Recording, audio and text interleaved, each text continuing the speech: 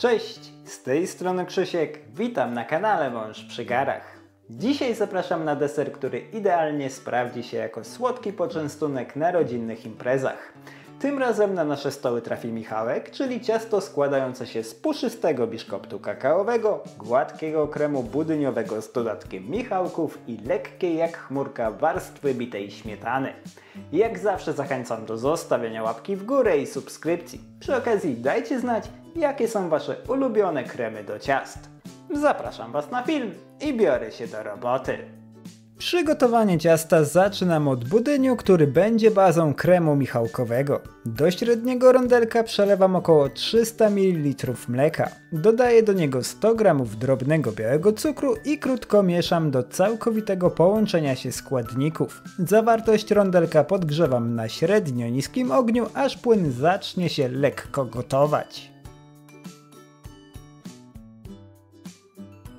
W tym czasie zajmuję się resztą składników w budyniu. Do pozostałych 200 ml mleka dodaję 2 duże żółtka, 40 g mąki pszennej, taką samą ilość skrobi ziemniaczanej i 25 g ciemnego kakao. Zawartość dzbanka dokładnie mieszam przy pomocy rózgi do uzyskania jednolitego, gęstego płynu. Z tak przygotowaną bazą wracam na kuchenkę, gdzie mleko powinno już łapać odpowiednią temperaturę.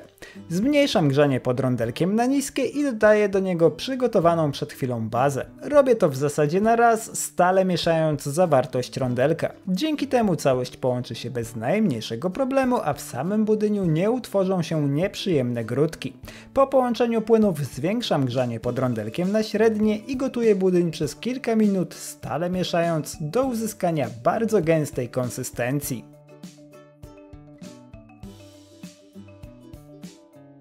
Gotowy budyń czekoladowy ściągam z ognia i przelewam do naczynia z szerokim, płaskim dnem, a następnie rozprowadzam go równą warstwą po całej powierzchni naczynia.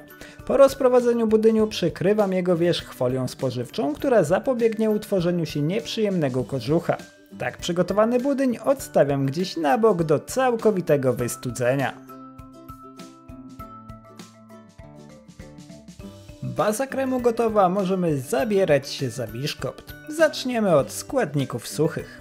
80 g mąki tortowej, 25 g skrobi ziemniaczanej, taką samą ilość ciemnego kakao i płaską łyżeczkę proszku do pieczenia przesiewam przez drobne sitko, a następnie krótko mieszam przy pomocy rózgi tylko do równego rozprowadzenia dodatków w mące. Tak przygotowane składniki suche na chwilę odstawiam.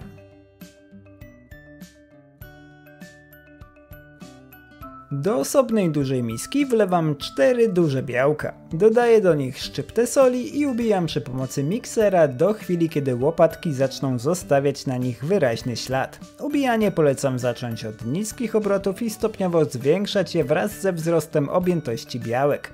Ważne jest też, żeby jajka przed ubijaniem osiągnęły temperaturę pokojową, dlatego warto wyjąć je z lodówki na przynajmniej godzinę przed przygotowaniem biszkoptu. Po osiągnięciu odpowiedniej konsystencji zwiększam obroty na średnio wysokie i zaczynam dodawać do białek 100 g drobnego białego cukru. Robię to powoli, po około jednej łyżce naraz i za każdym razem dokładnie ubijam zawartość naczynia przez minimum 30 sekund do całkowitego rozpuszczenia cukru. Nie spieszcie się z tym, im lepiej to zrobicie, tym więcej powietrza zamkniecie w białkach, co da Wam lekki i puszysty biszkopt. Po dodaniu całego cukru zmniejszam obroty na średnio niskie i dodaję 4 duże żółtka. Robię to identycznie jak w przypadku cukru, to znaczy po jednym naraz i za każdym razem krótko mieszam zawartość naczynia tylko do całkowitego połączenia się składników. Nie zajmie to długo, około 20 sekund na żółtko powinno wystarczyć.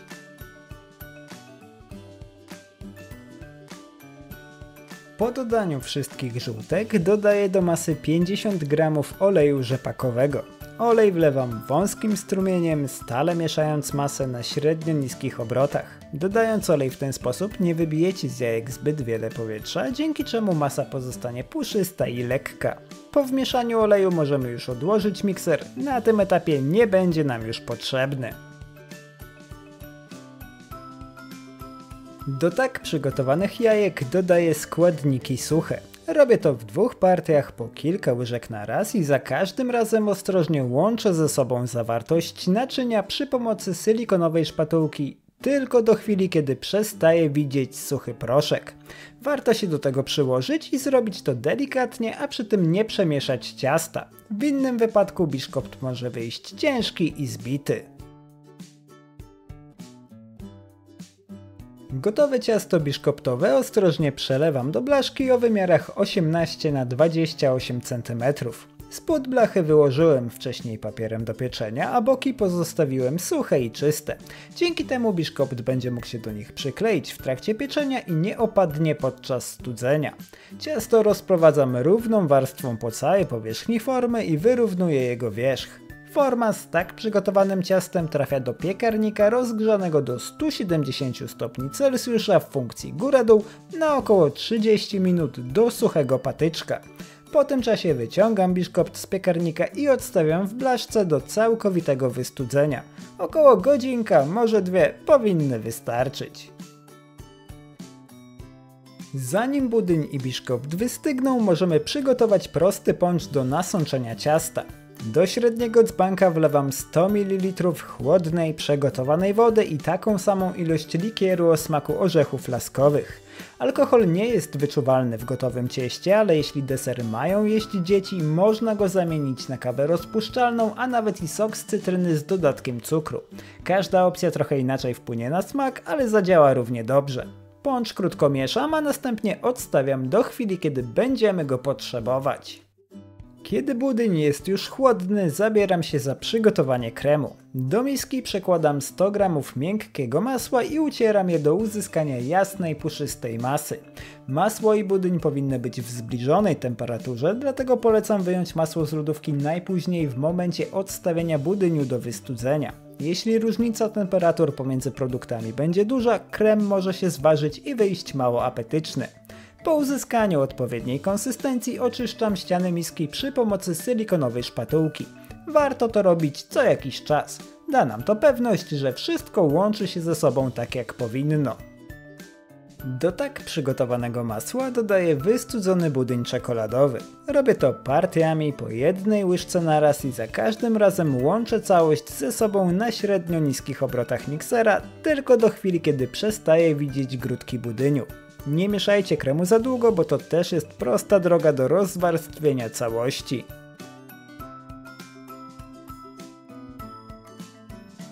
Po połączeniu ze sobą masła i budyniu dodaję do nich około 200 g pokrojonych w kostkę michałków i krótko mieszam całość przy pomocy silikonowej szpatułki, tylko do równego rozprowadzenia cukierków w kremie.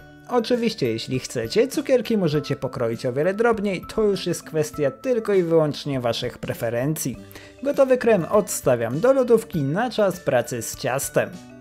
Biszkopt ostrożnie odcinam od boków formy, pozbywam się papieru do pieczenia i przekładam na blat, gdzie dzielę go mniej więcej na 2 równe połówki. Ja używam długiego noża z ząbkami, ale równie dobrze sprawdzi się struna. Jeśli na środku biszkoptu wyrośnie wam zbyt duża górka, również ją zetnijcie. Dzięki temu ciasto będzie się lepiej prezentować po rozkrojeniu. Jedną z połówek biszkoptu przekładam do blaszki, w której wypiekałem ciasto. Blaszkę wcześniej dokładnie umyłem, jedno wyłożyłem ponownie papierem do pieczenia, a boki folią rantową.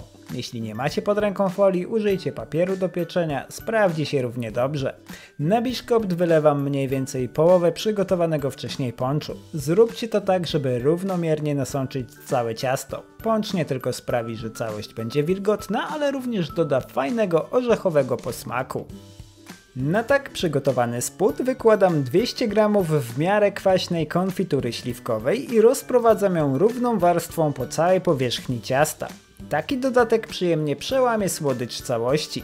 Zamiast konfitury śliwkowej możecie użyć porzeczkowej lub wiśniowej, sprawdzą się równie dobrze. Na warstwę konfitury wykładam lekko schłodzony krem z michałkami i rozprowadzam go najrówniej jak to tylko możliwe. Polecam wykładać go partiami, najlepiej w różnych miejscach na biszkopcie. W ten sposób łatwiej będzie wam go rozprowadzić. Jeśli wyłożycie całość w jednym miejscu, krem może się trochę ślizgać na konfiturze, a wtedy w blaszce może powstać mały bałagan, którego lepiej uniknąć. Po wyrównaniu wierzchu kremu układam na nim drugą połowę biszkoptu i delikatnie dociskam, żeby wszystkie warstwy się ze sobą skleiły.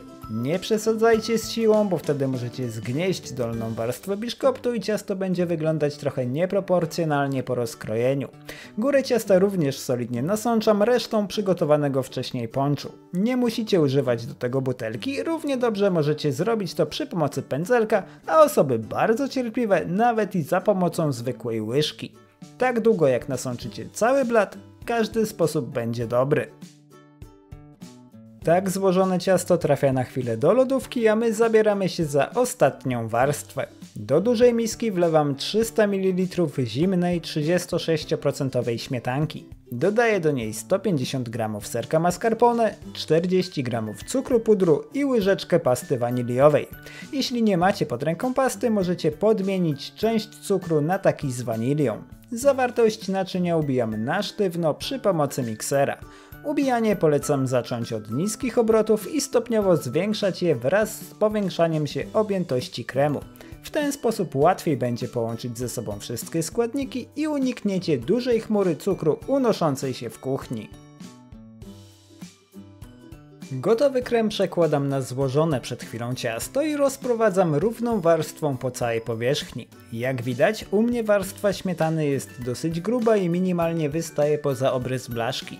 W przypadku użycia folii rantowej nie jest to problem, ale jeśli użyjecie papieru do pieczenia, rozprowadźcie krem przy bokach ostrożnie lub przygotujcie ciasto w blaszce 20 na 30 cm.